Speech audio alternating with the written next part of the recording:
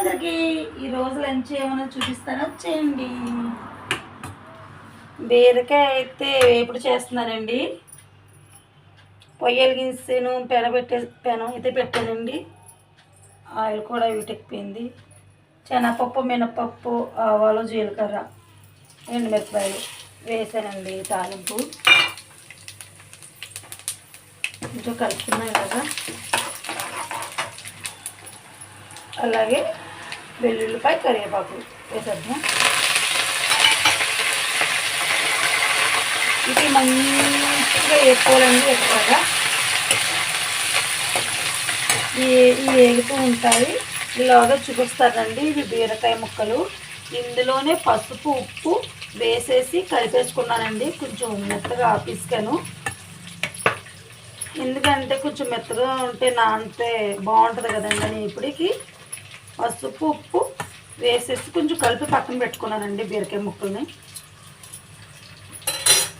అలాగే తాలింపు అయితే కూడా వేగిపోతుంది చూడండి. బాగా కొంచెం ఎగదని ఇలా ఎగవేగితే బాగుంటుంది. బీరకాయ టేస్టీగా చాలా బాగుంటుంది. సాటర్డే స్పెషల్ బీరకాయ ఎప్పుడైతే చేస్తున్నానండి.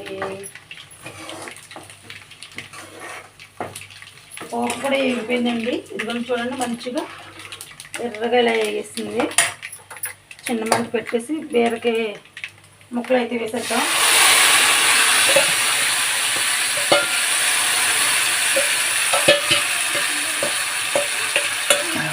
బీరకాయ ముక్కలు అయితే వేస్తానండి. బీరకాయ ముక్కలు అన్నీ వేస్తాను.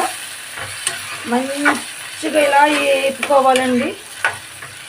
చక్కగా బీరకాయ ఏపుడు అంటారు. ఉల్లిపాయ గట్ట ఏమి వేయకుండా వండుతున్నానండి. ఏపుడు ఇది పెద్ద మంట పెట్టేసి బాగా దీన్ని ఉడికించుకోవాలండి. ఇలాగా ఉడికిపోతుంది. మూత పెట్టేద్దాం. ఒక 10 నిమిషాలు ఇలా మూత పెట్టేస్తే ఉడుకుతుంది.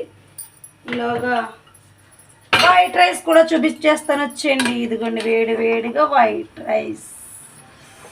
మంచిగా చూడండి, వేడి వేడిగా ఉంది వైట్ రైస్. వేడి వేడి వైట్ రైస్లోకి బీరకాయ వేపుడండి. ఇదేంటి మా పాప లంచ్. బాయ్. ఒక లైక్, సబ్స్క్రైబ్.